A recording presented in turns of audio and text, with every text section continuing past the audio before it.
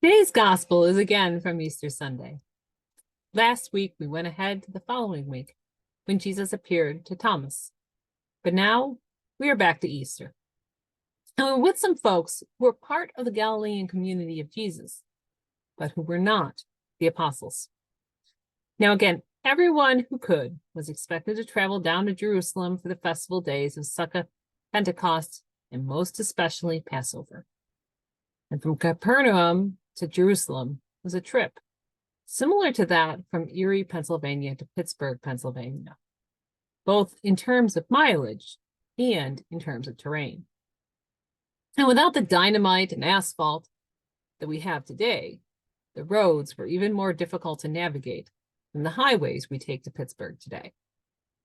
While those of us from Buffalo might drive down and back to Pittsburgh in a single day, the trip to and from Jerusalem on foot or with camels and donkeys carrying the children, tents, pots, pans, and serving equipment, it usually took the better part of a week each way. And like many of us today, when we head out on a long trip and are paying our own way, people in ancient times would stop and spend the night at homes of family and friends if they could, rather than paying for a room or even a spot on the floor at an inn. So we have these two figures, one named Cleopas and the other anonymous. But it is worth noting that the name given may indicate that these are relatives of Jesus.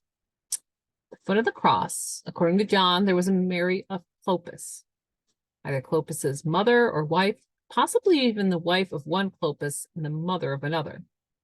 In any case, many scholars over the centuries have equated Clopas, Cleopas, and therefore this woman would have likely been associated with this Emmaus disciple. And she was in some way related to Jesus, possibly married to a brother of Joseph, or she may have herself been a sister of Mary. But either way, she was Jesus's auntie Mary, a woman in her 50s or 60s. Which would mean this Cleopas and his companion are therefore likely Jesus's uncle and cousin, two of his cousins, maybe a brother and a cousin, or even a cousin or a brother and his wife. In any case, folks that should know who Jesus is.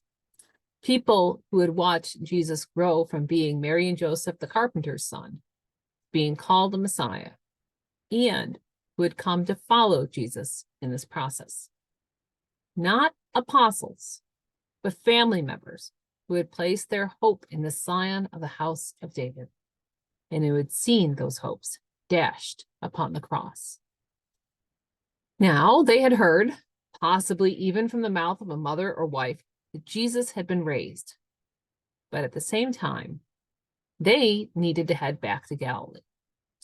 Jesus, his family, and most of his followers were tradespeople. A few, like Joseph of Arimathea, were part of the aristocracy of Jerusalem. And a few more, seemingly like Mary, Martha, and Lazarus of Bethany, had managed to accumulate a comfortable home through their trades. But for the most part, they were fishers, carpenters, and others who eked out barely enough to survive day to day and managed to get down and back 3 times a year to Jerusalem without leaving their families to starve. Taking 6 or 7 weeks off each year for festivals was not an easy task. And these folks needed to get back to work, so as much as they are in the midst of this great mystery and feeling all kinds of emotions, they set off in the early afternoon, try to make their friend's house about 7 miles to the north before nightfall.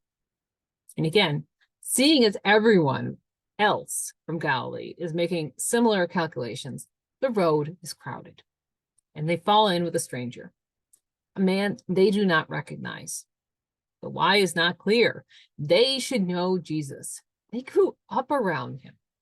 It might be indicative of Jesus returning from the celestial realm. After all, Tobit did not recognize Raphael as an angel until the end of the story. Abraham and Sarah did not recognize they were entertaining messengers from God, and Jacob did not realize he was wrestling with God's representative until the messengers and representatives revealed themselves. Some modern scholars suggest there might be a more natural reason. Maybe everyone was bundled up against the cold and or rain. They were not expecting Jesus. And I certainly have encountered folks over the years that out of context I do not recognize, even though I've known them for years, especially over the past couple years of COVID with everyone wearing masks. But in any case, it is only when they realize who they are speaking to, what the meaning of all this is, they stop and immediately turn around. Even while Thomas continues to doubt and the apostles continue to hide in the upper room, these unknown figures throw caution to the wind and walk, possibly even run, 2 to 3 hours back through the mountains in the dark by the light of the moon, leaving behind their nets and trades to proclaim the good news that Jesus is risen. When they stopped looking with their eyes and listening with their ears and opened themselves to new ways of perceiving the world, they were transfigured. And what seemed like a necessity 1 minute to get home quickly but cautiously, traveling only during daylight hours, taking the safe roads, was forgotten. The impossible suddenly became possible. This is what we are called to as disciples. Be willing to risk treading into the unknown, to see one another in our whole world with new eyes, to hear one another with new ears, and to run through the darkness to bring a new world into being. Amen.